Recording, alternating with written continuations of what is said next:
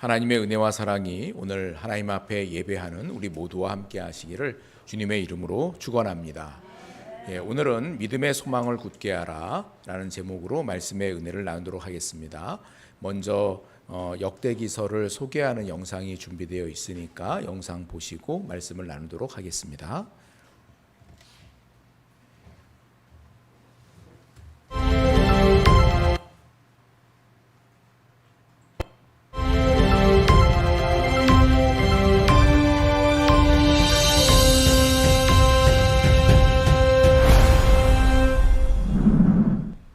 안녕하세요. 이번에는 역대기 상하에 대해 살펴보겠습니다. 역대기는 사무엘서나 열왕기서와 마찬가지로 원래 한 권의 책이었는데 후대에 둘로 나뉘었습니다.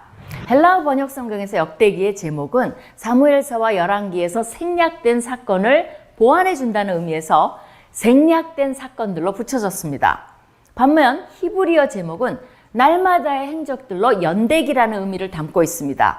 우리말 성경도 그러한 의도를 반영하여 대대로 이어 내려온 기록이라는 의미에서 역대기라는 제목을 붙였습니다. 유대 전통에 따르면 역대기의 저자는 학사 에스라로 알려져 있으나 충분한 증거는 없습니다. 책이 제사장적 요소를 중요시하기 때문에 제사장이나 레위인 가운데 한 명이 썼을 것으로 추측하며 이를 역대기 사가라 부릅니다. 이 역대기 사가는 오경, 사무엘과 열왕기 등의 역사서, 예언서, 시편의 자료들을 참고로 했습니다. 그 외에도 아히야의 예언, 선견자 이도의 묵시, 스마야 이도의 족보책, 사무엘 나단 갓의 글, 이스라엘과 유다 열왕기, 열왕기 주서, 솔로몬의 글, 다윗 왕의 역대 지략, 족보기록, 서신과 공식문서, 군대 임명록, 연설문, 노래, 기도문 등 현재는 존재하지 않는 다양한 자료들을 사용하여 역대기의 독특한 신학과 목적을 가지고 기록했습니다. 역대기는 아담의 족보부터 시작해서 페르시아의 고레스 칙령이 선포된 주전 538년 시기까지를 다룹니다. 역대상 29장 7절에 나오는 다리기라는 화폐 단위가 주전 515년 이전에는 만들어지지 않았기 때문에 화폐 유통 기간까지 생각한다면 많은 학자들은 역대기 저작 시기를 주전 4세기로 봅니다. 구약에서 가장 늦게 쓰여진 책에 속하며 히브리 정경의 요약이자 결론이라 할 수 있습니다. 그렇다면 역대기를 읽는 자들은 이미 포로 생활 이후의 디아스포라 세대이거나 재건 시대의 세대일 것입니다. 이들의 질문은 더 이상 왜 하나님이 자신들을 포로로 보냈느냐가 아닙니다. 이것은 오히려 열왕기서의 관심입니다. 오히려 이들은 포로 생활로부터 오래 지났기 때문에 자신들의 정체성을 찾아야 했으며 자신들이 누구인지에 대한 뿌리와 이제 자신들은 무엇을 하며 어떤 희망과 목표를 가지고 살아야 하는지에 대한 질문을 가지고 있었습니다. 역대기는 바로 이런 질문들에 대한 답을 주기 위해 쓰여졌습니다. 우리에게는 너무나 지루하게 느껴지는 역대상 1장에서 9장까지의 족보는 이들에게는 너무나 중요한 자신들이 누구인지에 대한 답입니다. 그리고 역대상 10장부터 역대하 36장까지의 역사는 자신들이 무엇을 하며 살아가야 하는지에 대한 답입니다. 역대기는 세 가지 요소를 강조합니다. 바로 다윗과 다윗 왕조, 제사장, 성전입니다.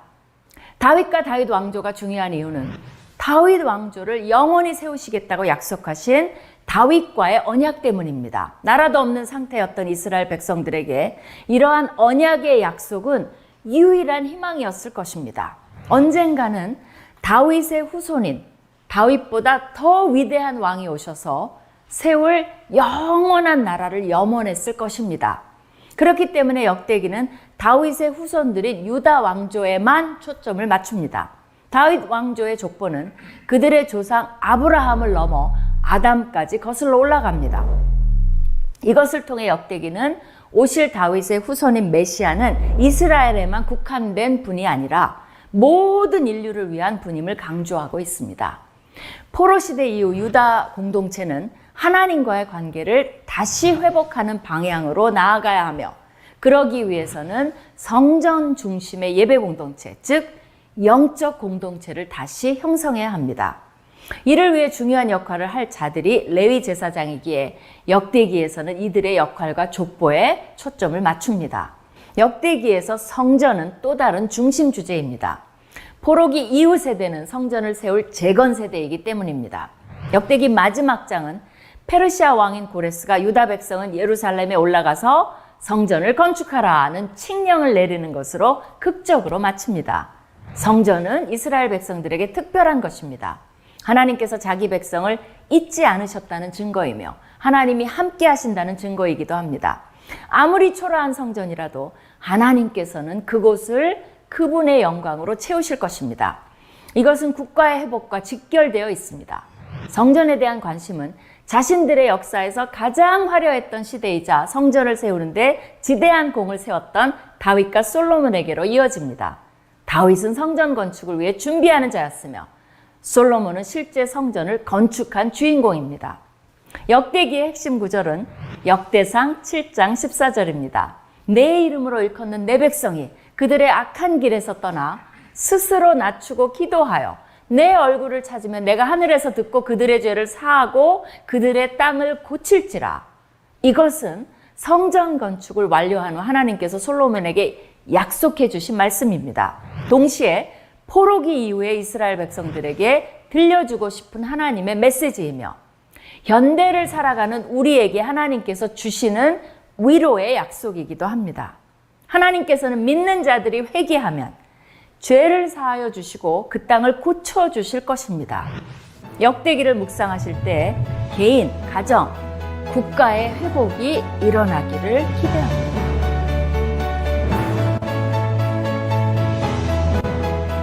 네. 오늘은 성령 강림 주일이기도 합니다. 주님께서 승천하시기 전에 제자들에게 명령하시기를 예루살렘을 떠나지 말고 주님께서 약속하신 성령을 기다려라 말씀하셨습니다.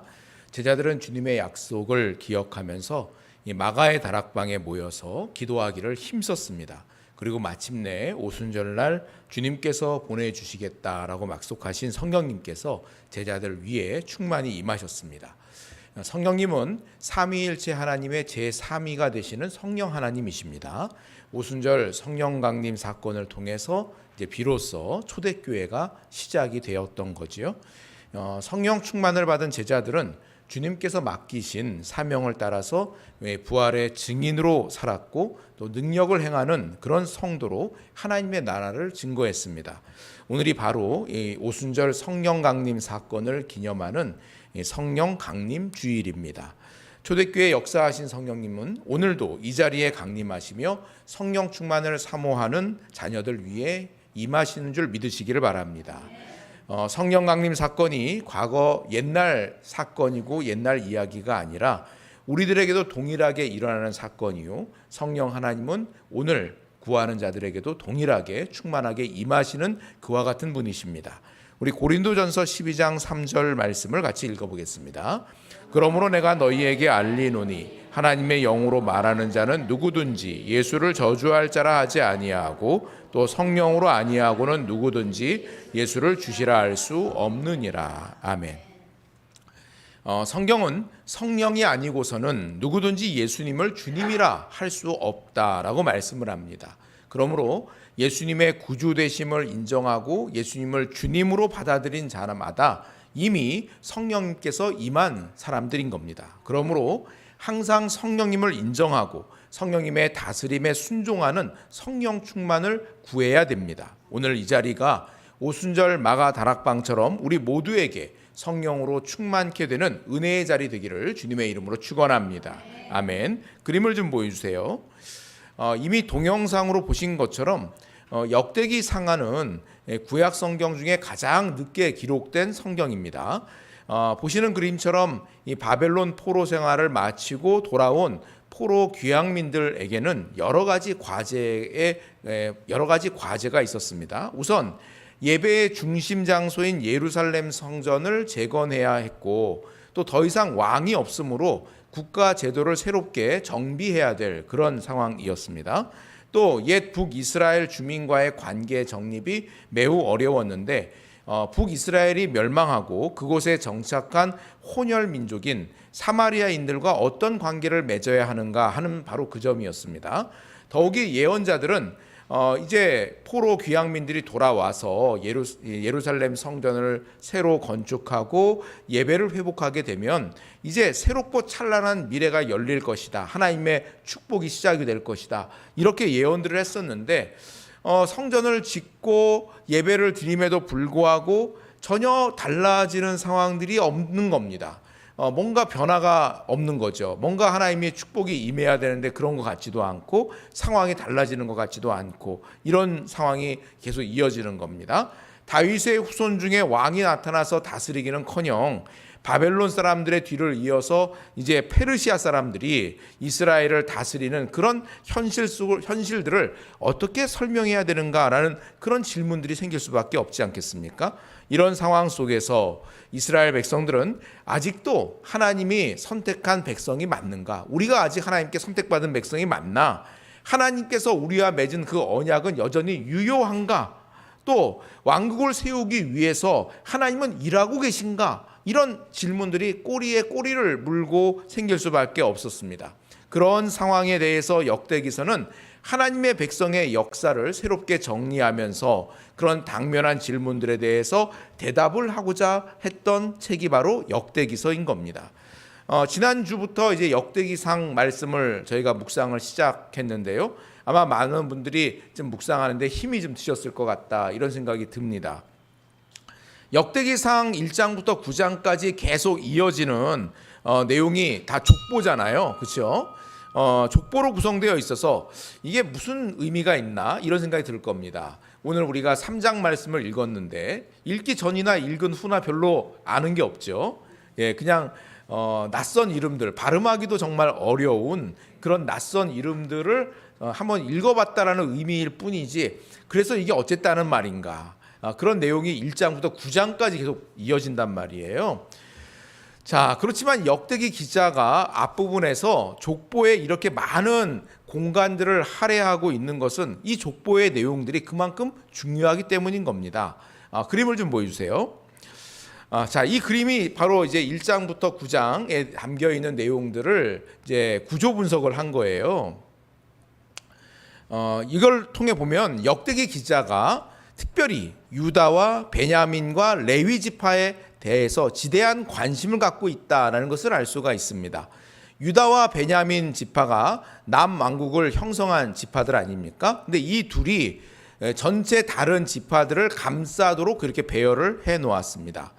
또 유다와 베냐민 지파는 통일왕국 시대에 사울왕과 다윗 왕조의 왕들을 배출한 그런 지파들입니다. 그리고 그 중심에 이스라엘의 종교를 담당했던 레위 지파가 놓여 있습니다.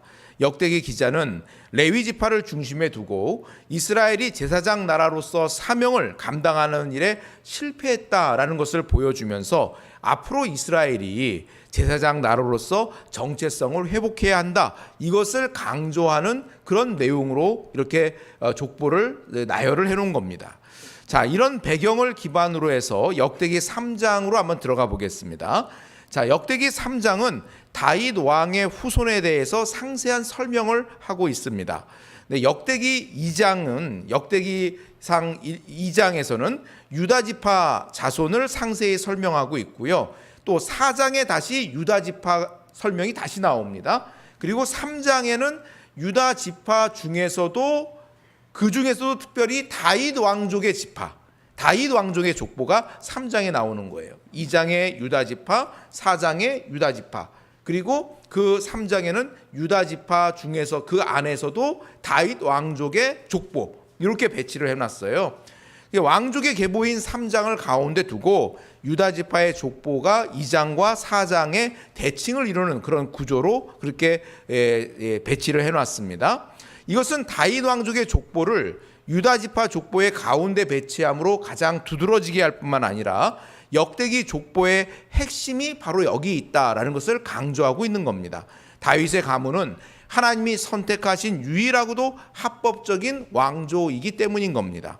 역대기 기자가 살아가던 시대는 왕권이 상실된 시대예요. 페르시아의 식민지를 살고 있는 그런 시대입니다.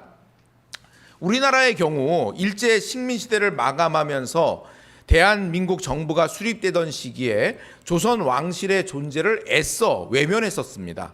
조선 왕실의 후손들을 인정하는 것이 대한민국 정부 수립과 통치에 하등 도움이 안 된다, 이런 판단 하에서 조선 왕실의 후손들을 이제 지우기에 바빴죠. 그런 과정에서 조선 마지막 황녀였던 덕혜 옹주의 그 비극적인 삶이 소설이나 영화 등으로 그렇게 재조명되기도 하지 않았었습니까? 자, 그러나 역대기 기자는 포로 후기 시대에 살았던, 그러니까 포로 귀환민들이 살았던 그 시대에 다윗 후손들의 족보를 매우 상세하게 소개를 하고 있습니다.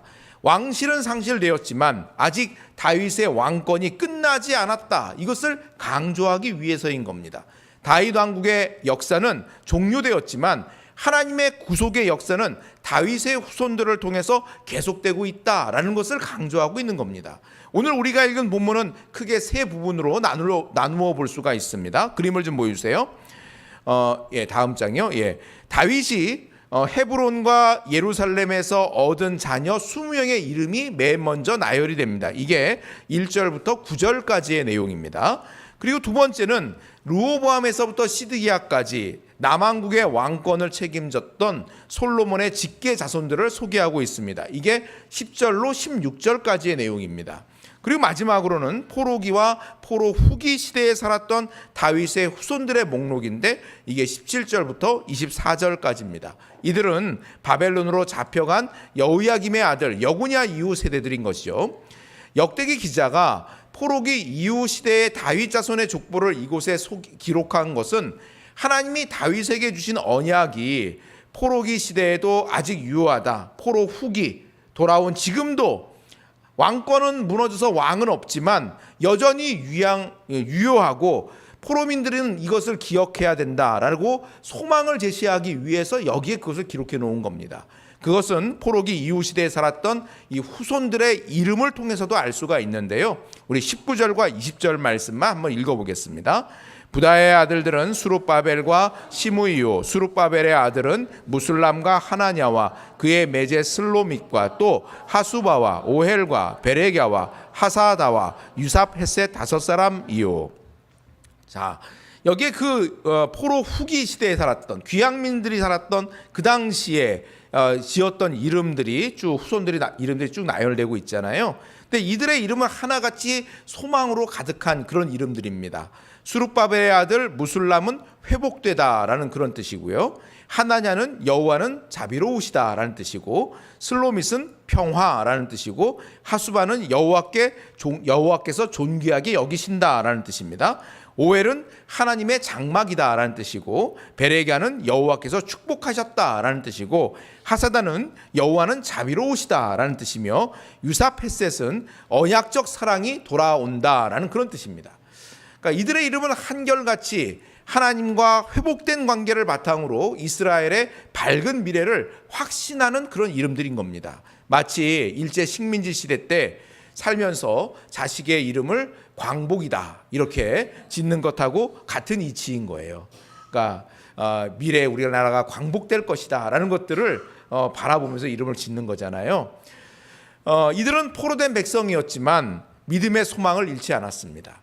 하나님의 언약이 여전히 유효하다 이렇게 믿었던 겁니다.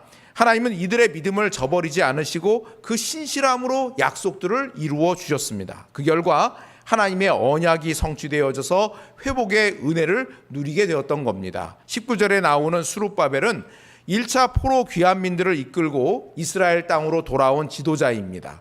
그래서 이들이 돌아와서 세운 제2성전, 그 성전의 이름을 수룹바벨 성전이다 이렇게 부르는 겁니다. 하나님은 이처럼 변함없이 신실하시고 당신의 언약을 성실하게 지키셨던 겁니다. 언약에 신실하신 이런 하나님의 성품은 신약 시대를 사는 오늘 지금도 변함이 없으십니다. 우리 로마서 5장 3절로 5절을 같이 읽어보겠습니다. 우리가 환난 중에도 즐거워하나니 이는 환난은 인내를, 인내는 연단을, 연단은 소망을 이루는 줄 알미로다. 소망이 우리를 부끄럽게 하지 아니함은 우리에게 주신 성령으로 말미암아 하나님의 사랑이 우리 마음에 부은 바 됨이니. 아멘. 여러분, 참 살아가는 게 얼마나 힘겹고 어렵습니까? 뭔가 하나의 어려움이 끝났다 싶으면 또 다른 어려움들이 찾아오고, 하나의 위기를 겨우 건넜다 싶으면 예상치 못한 고난이 앞에 있고, 그래서 정말 우리 인생은 예측할 수가 없는 그와 같은 상황 가운데 있는 것 같습니다. 그래서 인생은 마치 고해와 같다라고 얘기하죠. 마치 고난의 바다에 떠 있는 배와 같다. 우리 인생이, 저와 여러분의 인생이 그와 같다라는 말 아니겠습니까? 그렇지만 여러분, 이 말씀을 한번 자세히 보십시오. 우리가 환난 중에도 즐거워하나니. 여러분, 이 말씀을 한번 보세요. 지금 사도 바울은 얘들아 환난 중에 즐거워해라 명령하는 게 아니에요. 초대교회 성도들의 상태가 어떤 상태냐? 환난 중에도 즐거워하고 있는 상태다. 이걸 설명하고 있는 거지, 환난 중에 즐거워해라 명령하는 게 아닙니다. 아니, 어떻게 환난 중에 즐거워할 수 있는 겁니까? 그것은 바로 고난의 끝에 있는 승리를 내다보고 즐거워한다라는 그런 뜻인 겁니다. 환난은 인내를, 인내는 연단을, 연단은 소망을 이루게 하기 때문이라는 거예요. 끝에서 만나게 될 소망은 결코 우리를 부끄럽게 하지 않는 것이기 때문이다라는 겁니다. 쉬운 말로 하면 장차 보게 될 소망은 절대 꽝이 없다라고 말씀하고 있는 거예요. 제가 집에서 교회로 오는 중간에 횡단보도를 하나 건너는데요, 그 건널 때 바로 앞에 복권 판매점이 있어요. 그럼 거기에 이렇게 막 붙여놨습니다. 1등 당첨 해가지고 1등이 당첨돼서 있는 모양이에요.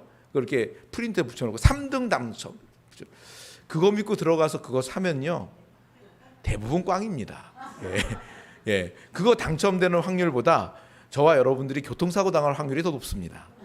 그걸 한번 생각해 보세요. 예, 거기 붙어 있어요. 그래서 야, 저걸 지나다니는 사람들이 저걸 보고 또 소망을 갖고 들어가서 복권을 구입하겠으나 대부분은 꽝일 텐데, 이런 생각을 합니다. 그런데 환난은 인내를, 인내는 연단을, 우리의 인격을 연단하는 거예요. 환난이 우리의 인격을 연단하는 거예요. 그래서 우리로 하여금 성숙한 인격으로 만들어갑니다. 그리고 마침내 소망을, 정제된 소망, 그 소망을 주는데, 그 소망은 우리를 부끄럽게 하지 않는데요. 그것을 어떻게 할 수 있습니까? 바로 성령님께서 우리에게 그것을 알게 하신다 말씀하는 겁니다. 소망이 우리를 부끄럽게 하지 아니함은 우리에게 주신 성령으로 말미암아 하나님의 사랑이 우리 마음에 부은 바 됨이니. 성령님께서는 하나님의 사랑을 우리 마음에 쏟아 부으셔가지고 하나님의 나라를 향한 우리의 소망이 결코 헛되지 않다는 것을 깨닫게 하신다는 겁니다. 성령님께서는 하나님의 사랑을 우리 마음에 쏟아 부으셔서 하나님의 그 신실하심을 절대 신뢰할 수 있도록 우리를 도우시는 분이시구나라는 것을 말씀하고 있는 겁니다. 여러분, 아이는 부모를 참 절대 신뢰해요. 그렇죠? 오늘 먹는 이 음식이 내일 없을지 모른다라는 그런 두려움 때문에 그 빵을 막 감춰둔다거나 책상 서랍에 넣어 감춰놓는다거나 이불 밑에 숨겨놓는다거나 그런 아이 없습니다. 부모님이 챙겨주시는 이 빵은 절대 떨어지는 법이 없다 생각을 하면서 언제든지 부모님은 내가 필요한 거 주시는 분이야, 이렇게 생각을 하는 겁니다. 그래서 걱정 근심하지 않아요. 여러분, 하나님의 사랑이 우리 마음 가운데 쏟아 부어져서, 그래서 하나님을 온전히 신뢰하게 되는 성도는 우리 하나님이 말씀으로 약속하신 그 소망이 결코 변치 않고 이루어진다는 것을 확신하기 때문에 그 소망을 붙잡고 갈 수 있다는 거예요. 그래서 환난 중에도 즐거워할 수 있다라고 말하고 있는 겁니다. 에베소서 3장 18절과 19절 같이 한번 읽어보겠습니다.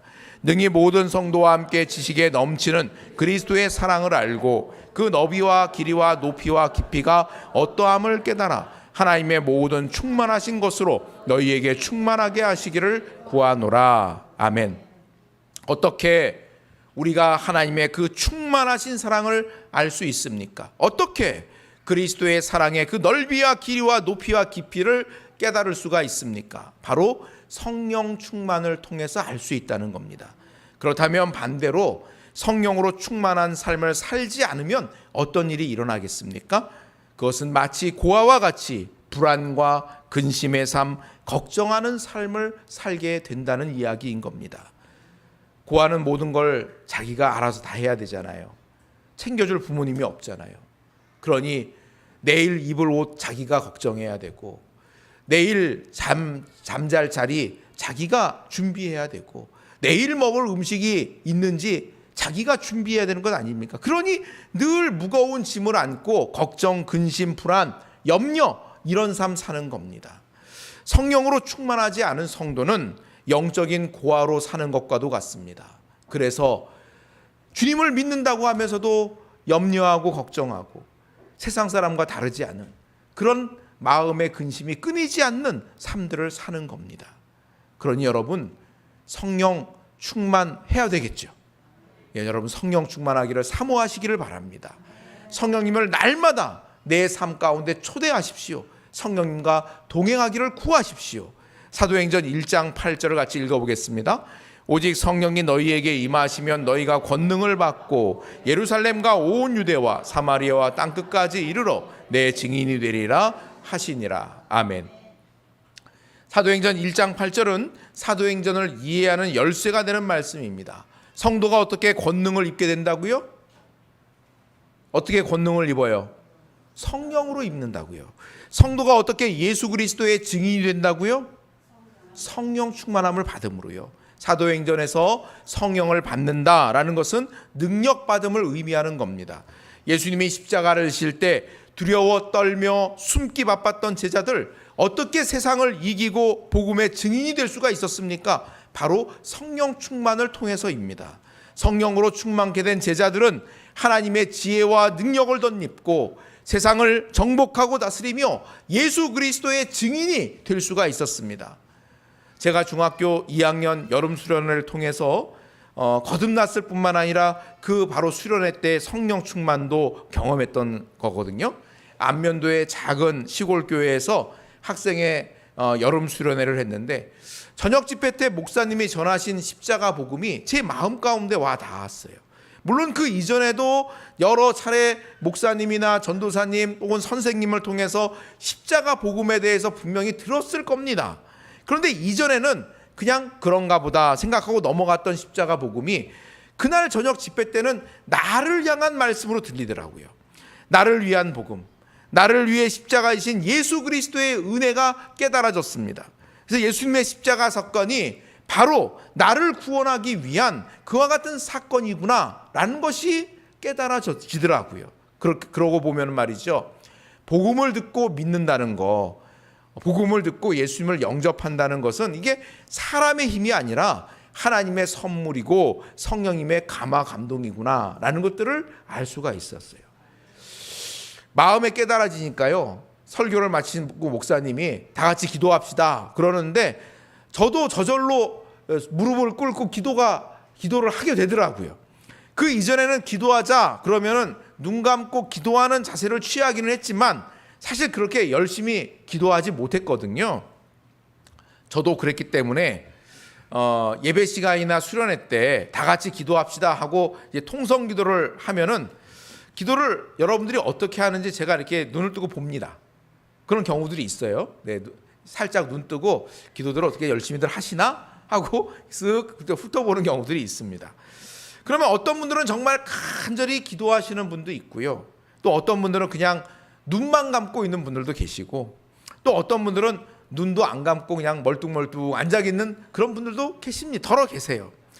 근데 열심히 기도를 못하는 분들의 마음이 저는 이해가 됩니다. 그러니까 마음에 와 닿지 않고 또 하나님께서 은혜를 주셔서 우리를 이끄시지 않으시면 사실 기도가 잘 나오지 않거든요. 기도를 돕기 위해서 앞에서 인도하는 저는 막 통성으로 기도를 하고, 반주자는 여러분들 열심히 기도하라고 배경음악을 쫙 깔아주고 그러지만 그거는 사실 약간의 도움은 될 수 있을지 모르지만 정말 진정한 기도는 성령님의 감동이 있어야 하고 하나님의 은혜가 있어야 되는구나. 그걸 저도 처음 은혜를 체험하면서 깨달았던 겁니다. 중학교 2학년 여름 수련회 때 하나님의 은혜로 간절히 기도했더니 그날 성령 충만도 받고 방언도 하고 저의 신앙생활에 새로운 도약이 이루어졌습니다. 그날 이후로 저는 이전보다는 견고한 믿음으로 나아갈 수가 있었어요.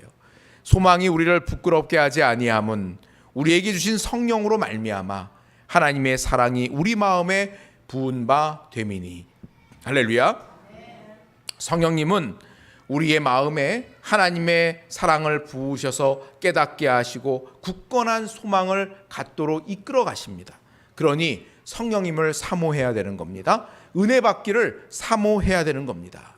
말씀을 듣고 찬양을 하고 기도를 하면서도 왠지 마음에 와닿지 않고 냉랭한 그런 경우들이 있잖아요. 그럴 때 여러분 마음속으로 간절히 구하셔야 됩니다. 주님, 그저 자리만 지키고 있다가 하는 사람 되지 말게 하시고 주님을 만나고 또 은혜를 받고 성령 충만한 사람 될 수 있도록 도와달라고 그렇게 마음으로 구해야 되는 겁니다. 그리고 여러분 할 수만 있는 대로 예배의 모든 순간에 정말 내가 할 수 있는 최선을 다해서 마음을 좀 쏟으세요. 마음을 다해서. 그래서 하나님 앞에 드려보세요. 우리가 예배 시간에 찬양하는 시간이 있잖아요. 여러분 찬양 잘 하십니까? 여러분 한번 내가 오늘 어떻게 찬양했지 한번 돌아보세요. 찬양할 때도 보면 어떤 분들은 정말 마음을 다해서 찬양하는 분이 있는가 하면 어떤 분들은 립싱크라고 하십니까? 다른 사람 하는 목소리에 입만 붕어 마냥 뻥끔뻥끔 하는 거죠. 립싱크. 소리는 안 내요. 근데 그냥 이렇게 하시는 분도 있고요. 또 어떤 분들은 그게 음이 좀 높다고 생각하시는지 음이 좀 이렇게 높다고 부르기 힘들어서 그렇겠죠. 제대로 소리를 내려면 힘이 좀 들어가야 되거든요. 근데 제대로 소리 내서 힘을 쏟고 싶지가 않으신 거겠죠. 한 옥타브 낮춰 불러요. 한 옥타브를 낮춰가지고 그냥 저음으로 그냥 부르시는 분들이 있어요. 여러분 그러시면 안 돼요. 가사의 내용을 한번 생각해 보시면서 그냥 흥얼흥얼 콧노래 부르시듯이 그렇게 부르지 마시고 그 가사의 내용이 무슨 의미인가, 내가 지금 부르고 있는 이 찬양의 가사가 무엇을 고백하는 가사인가 한번 그 내용을 곱씹어 보면서 거기에 내 마음을 올리셔야 돼요. 거기에 내 마음의 고백을 담으셔야 되는 거예요. 그리고 힘껏 찬양을 하셔야 되는 거예요. 노래방 가서 여러분 립싱크 안 하시잖아요. 그죠? 마이크 붙잡고 립싱크 하는 그 사람이 어디 있어요? 힘껏 부르시잖아요. 그렇게 부르셔야 되는 거예요. 거기에 여러분의 마음을 담으세요. 가사의 마음을 쏟으세요. 그리고 여러분이 할 수 있는 힘껏 그렇게 하나님 앞에 올려드리시는 거예요. 함께 기도합시다 라고 할 때 여러분 마음의 중심을 담아서 하나님 앞에 간절히 기도하세요. 일주일 동안 사실 여러분 기도 많이 못 하잖아요. 그죠? 기껏해야 식사할 때 10초 하나님 잘 먹겠습니다. 아멘. 이거 아니에요, 여러분? 혹시 솔직히 그렇잖아요, 우리.